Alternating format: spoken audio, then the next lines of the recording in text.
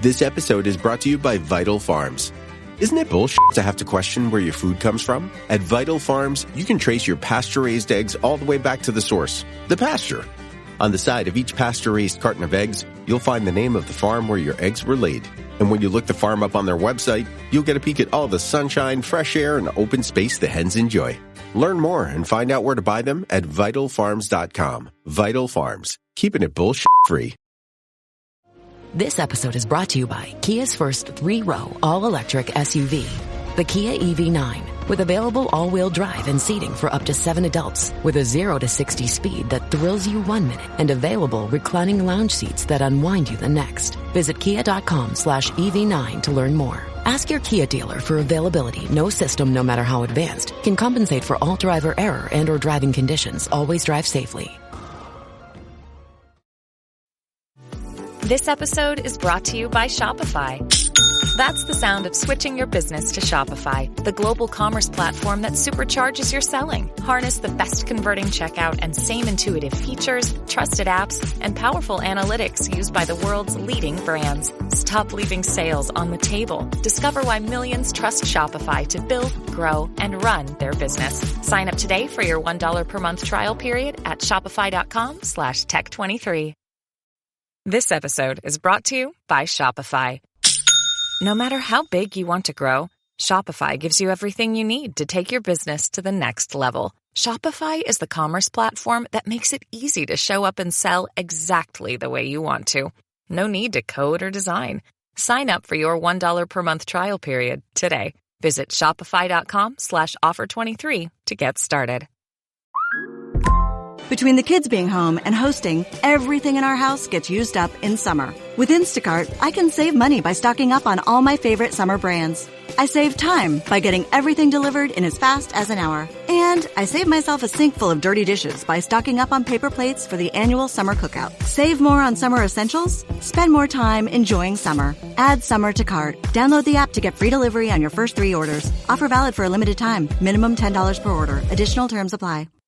Welcome to the Human Capital Innovations Podcast, your go-to source for personal, professional, and organizational growth and development. We hope you tune in often for all things people management, organizational development and change, organizational leadership, and social impact related. Maximize your personal and organizational potential with Human Capital Innovations Podcast.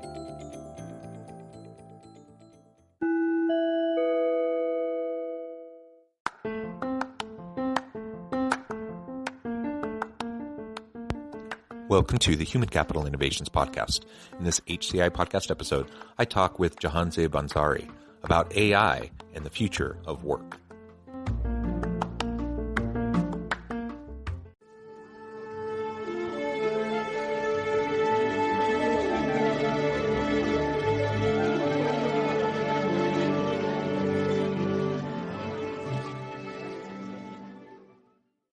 Jahanzaib Ansari, welcome to the Human Capital Innovations Podcast. Thank you so much for having me, John. It's a great pleasure for me to be here today. It's a pleasure to be with you. I so appreciate you taking time out of your busy schedule to meet with me and share your insights with me and my listeners. Today, we're going to be talking all about artificial intelligence and implications for the future of work. Now, I'm sure this is the kind of topic that many people have heard at least a little bit about, but most of the time when people are talking about it, they don't actually know what they're talking about. It's people like me trying to interpret what I've heard experts say, but I'm not an expert in AI myself. And so, but now I have an expert in the room with me or virtually with me.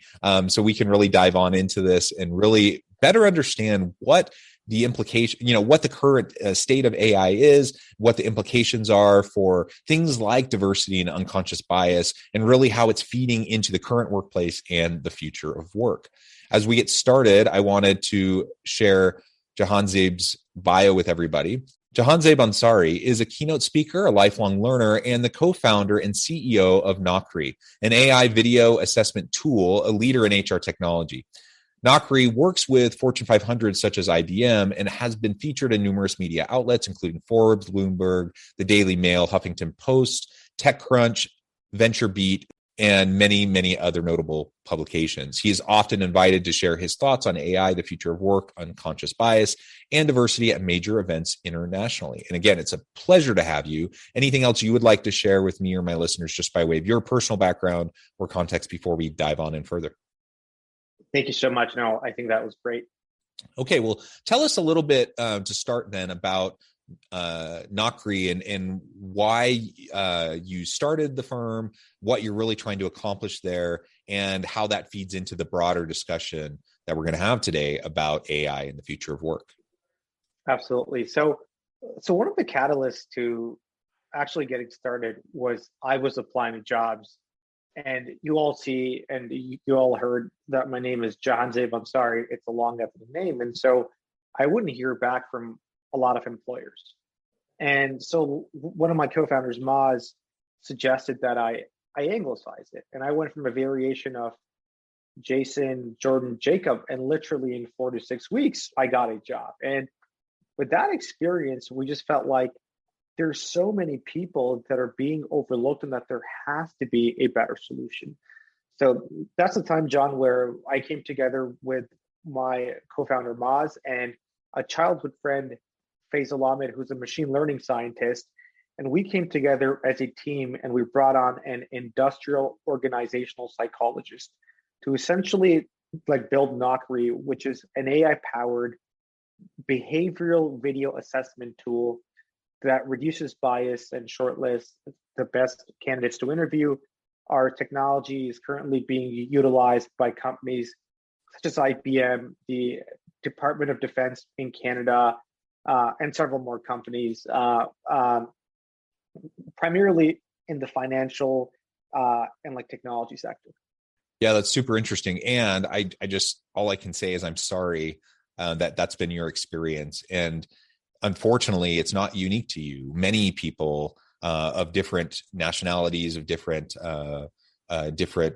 ethnic and minority groups have been marginalized in that way and not given a fair shake. And it, in some cases, it may be explicit types of prejudices and biases, but most of the time, it's probably just the implicit biases that people have that they're not even fully aware of, but they inform their decision making, especially when you're talking about a recruiter who's going through resumes and things so quickly. And it can be the smallest little thing that will cause them to either look at someone or not look at someone.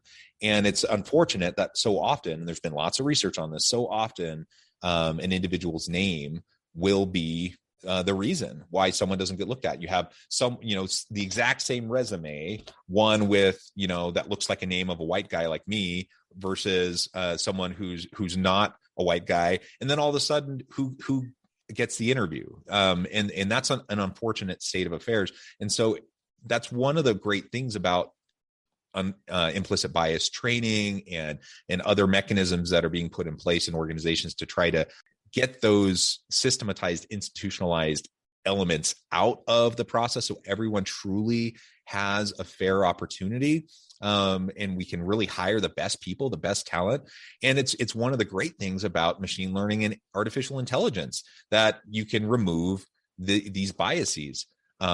Now, I say that with a caveat, though, that one of the big critiques of AI in, for example, the selection process for employees is you have to train the AI, you have to teach the AI, and if you have biases that go into the learning the learning process on the beginning stage, then it's just going to spit out more biased decisions. So, how do you go about trying to deal with that issue with your platform? That's it. And thank you for that question. That's a great point, actually. And this is something that the industry has been struggling with. And I'll share with you that one of the bigger secrets in our assessment industry is that the majority of AI vendors, they train a lot of their models on highly subjective and biased data, such as historical performance or interviewer ratings. If you take the case of Amazon, it's a great organization, it's a great company, but they had to scrap their experimental AI resume screening tool, after they found out that it was poorly scoring qualified female candidates due to like biased historical data. So essentially, it would throw them out and just hire like a bunch of dudes. And that behavior was just based on a bunch of dudes just hiring other dudes, right? So lo and behold, when you have a history of like successful candidates being white dudes, and you feed that into the AI, it's going to produce more white dude candidates getting hired, right? Exactly. And so what we did is that we saw these problems, and we saw another sort of like video-based company that got in some hot water with emotional expressions and etc. So we obviously, as an organization that started off from the ground up with diversity in mind, I think it would be grossly unethical for us to further like perpetuate it. And so we took a very, very like different approach, and we are an open box that is based on the world of industrial organizational psychology.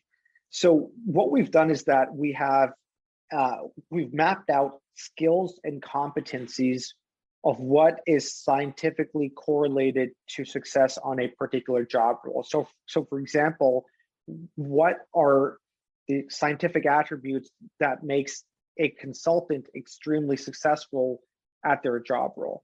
And essentially, like what we're doing is we have taken that like data, and our technology just reads the interview transcript. So just the audio interview transcript of the response of a candidate, and essentially picks up on like work behaviors that are essentially correlated to success on a particular job role. And so we're not training it like based on human performance or any interviewer like rating or historical performance. We're not looking at any like videos, so there's no expression or emotion. That's a can of worms as well. We're solely analyzing the audio interview transcript and just taking a look at the behaviors that are popping in there.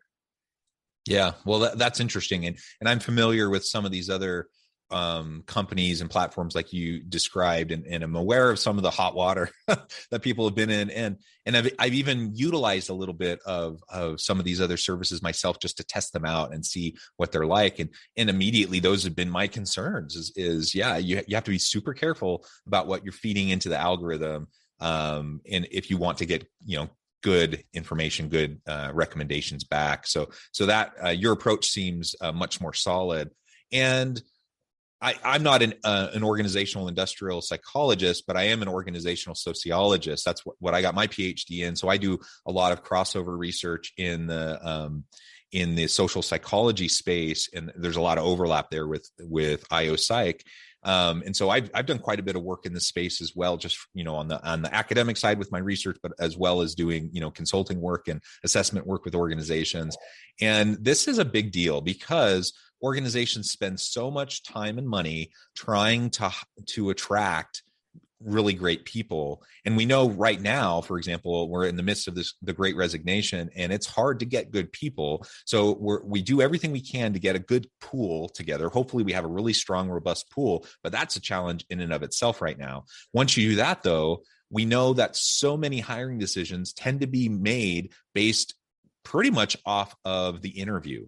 And interviewing is the worst indicator of someone's ability to actually be successful in the job. There's a lot of research on this. And so we have to be able to find ways to get past simply interviewing as the indication. And one of the reasons, the main reason really why interviewing is such a bad indicator is because there's so much subjectivity when a human being like myself is sitting there interviewing people, and whether I know it or not, or like it or not, whether it's my intention or not, my implicit biases are informing every single thing that I take away from that interview. So everything goes through my filters of bias, right?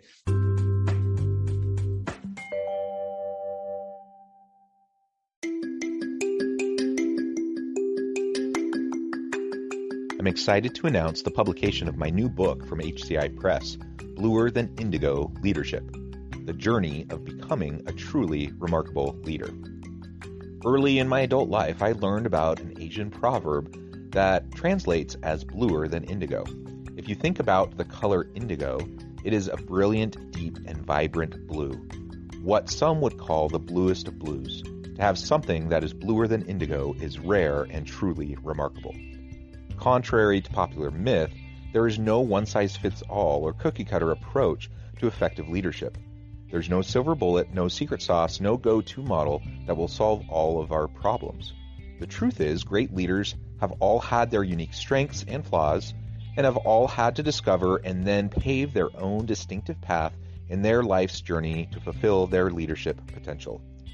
Bluer Than Indigo Leadership will help you discover your own path and explore those ordinary, everyday actions that will help you respond to an uncertain future and produce extraordinary results for individuals, teams, and organizations.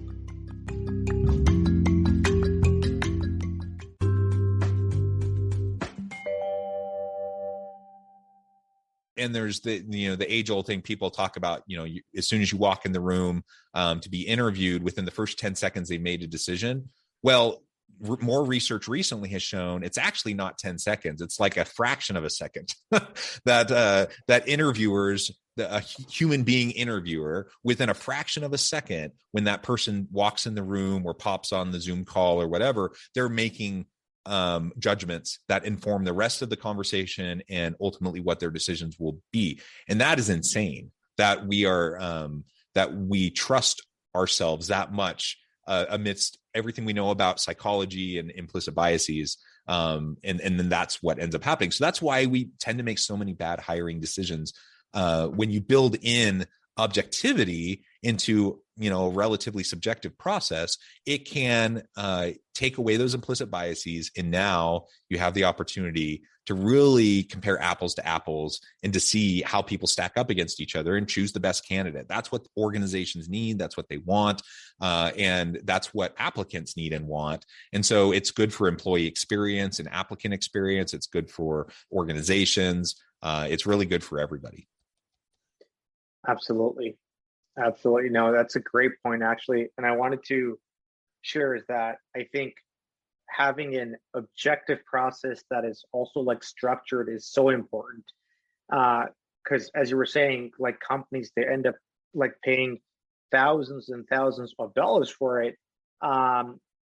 They spend on just the interviewing process. And then in the end, if they don't hire the best candidates or they're churning, etc., then it's just such a loss of money. I think there's one more thing that I'd love to highlight here is that what we've been able to accomplish is essentially we have automated that objective behavioral assessment. That's what we've been able to accomplish. And this just by itself would cost the company so much money. Hire IO psychologists, create competency models for each job role, and we're able to just do this on the fly now, which has been tremendous. The other one thing that we also discovered is there is one type of assessment actually in particular that leads to further biases in the hiring process, which we or the industry doesn't talk about as much. So a cognitive-based assessment actually has shown scientifically to disadvantage the African American and the Latinx community, and it's just simply because of the fact that of the way that these assessments are conducted. They don't match with somebody's socioeconomic status of how they were growing up and those relevant experiences and those questions. And so that's the other piece that we are, a lot of our customers that we work with, we shed light on this and show them the data on this as well. Yeah, and that's a really good point. There's a huge amount of research on this with things like standardized testing in schools or for placement exams for colleges and universities. And many organizations have fallen into the trap of these types of cognitive assessments, even for job placement purposes. And there's lots of court cases that if you want to go down a rabbit hole, go search and look at a lot of these court cases that have come about because of some of these types of assessments. So you definitely have to be very careful as you're going about the assessment process to make sure that you're not unintentionally negatively discriminating against certain populations of people. And again, it has nothing to do with intention. It just, if that's the way the instrument is written in such a way that it privileges certain socialization in background rather than someone's actual understanding or ability, then you have a problem, right? And that's what we've seen in a lot of these types of assessments that you so well described. So at Naukri, you're doing some great stuff. Let's zoom out a little bit in our final several minutes together and talk a little bit more broadly about implications you see for AI, where it's at now, where you see it's going, and what it's going to mean for the future of work.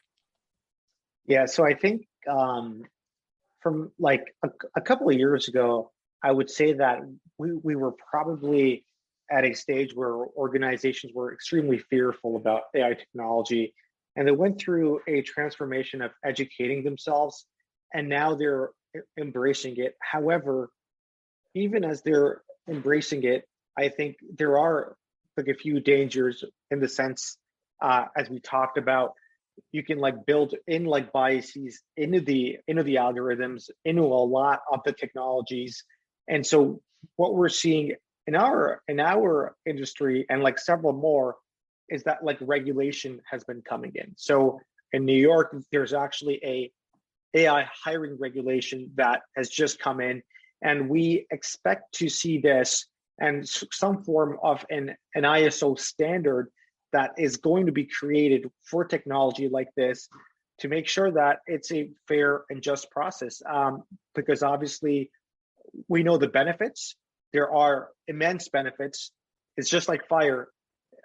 You can either cook food with it and like serve the entire hungry world, or you could burn a house down. And we just want to make sure that it's checked in all the right places. Yeah, excellent. And do you see, if we fast forward 5 to 10 years from now, any predictions on how you think AI is going to be utilized within the average organization versus how it's utilized now? I think a lot of like functions are going to become like very efficient, and a lot of the tedious and repetitive tasks are going to be taken over. Do I believe that humans are going to be eliminated from all jobs? Absolutely not. I think it's essentially allowing us as humans to like focus on the more important tasks that like require that person-to-person interaction. Some jobs like might be taken away. However, 10 others are being created at that same pace now.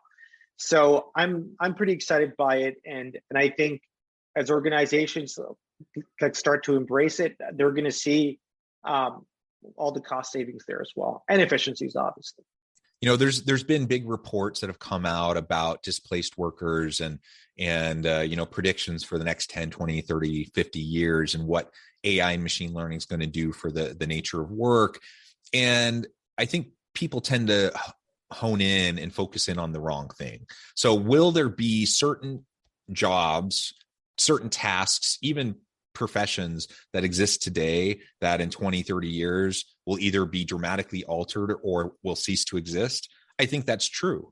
Because just like we've always seen during various stages of the Industrial Revolution and automation, like anytime you can figure out how to do something more efficiently and effectively, you're going to do that. And then all of a sudden it displaces certain tasks that people used to do. So that's going to happen for sure. But to your point, what people fail, they focus in on that because that's the kind of the doomsday. Oh, the machines are going to take over. What they fail to acknowledge is that for every one task that now a machine can do, or the computer can do, or software can do, or an algorithm can do, usually it's going to create more opportunity, more jobs, that are more aligned with people's values and what motivates them, so that I'm, like you said, I'm spending less time doing tedious, mind-numbing, repetitive work. I'm spending much more time doing things that are fulfilling and meaningful and motivating and interesting. And ultimately, that's going to help everybody. That's going to help organizations. It's going to help us as human beings. It's going to help societies if we can do it in a way like you referred to earlier, where we take the benefits of things like AI and machine learning, and we can do it in a way that's responsible. And so we're not building in, and perpetuating biases and prejudices and those sorts of things. So it's going to be an interesting time for sure as we move into the future. Nobody knows the future, of course. We could end up with some sort of a Terminator dystopian future. But I like to think that we're probably more likely to end up in more of a Star Trek utopian kind of a future. That's my hope anyways. And we'll see how things go in the coming years. Well, it has been a real pleasure talking with you today. I'm super pleased with the conversation. I appreciate all your insights. Before we close, I just wanted to give you a chance to share with listeners how they can get connected with you, find out more about your work, your team, and then give us a final word on the topic for today. Oh, great. And thank you for that, by the way. Folks, please feel free to reach out. My name is Jahanzaib Ansari.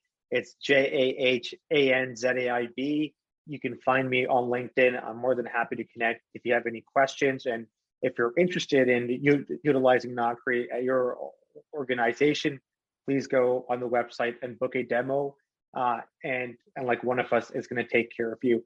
And yeah, I'm just excited about the future. And, we'll see where AI takes us. And I think the next one place is the magical area of the entire metaverse, which Facebook is creating. So we might be applying for jobs over virtual reality somewhere, and we'll see how that turns out. Yeah, wonderful. Thank you so much. It's been a pleasure. I encourage listeners to reach out, get connected, find out more about what Jahanzaib can do for you. Please get connected. And as always, I hope everyone can stay healthy and safe, that you can find meaning and purpose at work each and every day. And I hope you all have a great week.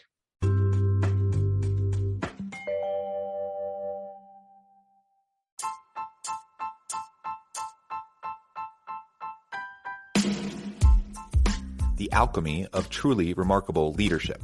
Ordinary, everyday actions that produce extraordinary results. Consider how the nature of work has shifted over the past 50 years. With increased globalization, rapid technological advancement, and the shift in economic composition, the average job of today looks very different than the average job of 50 years ago. What will the jobs and organizations of tomorrow look like? Moreover, what does this all mean for organizational leaders?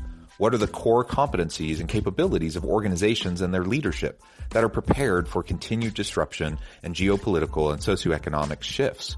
Regardless of what the future holds, increasingly, leaders need to be socially minded, data-driven, decisive, champions of talent, and disruptors of the traditional notions of leadership, teams, organizations, and work.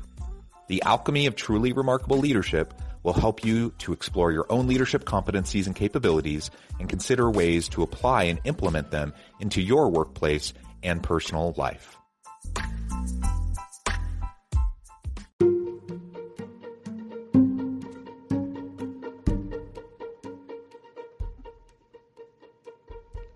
Check out Human Capital Innovations magazine, Human Capital Leadership. Human Capital Leadership is a free, interactive e-magazine with the mission to help individuals, leaders, and organizations find innovative approaches to maximize their human capital potential. We publish issues quarterly in August, November, February, and May. Take a look at the latest issue and let us know what you think.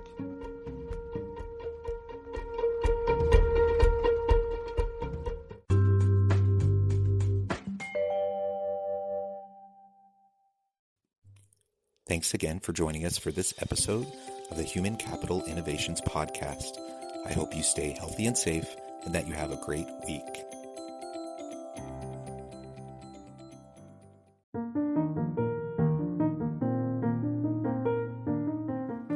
Check out our new weekly LinkedIn newsletter, Alchemizing Human Capital. exploring industry trends via original research and interviews with executives and thought leaders from across the globe. We look forward to having you join us.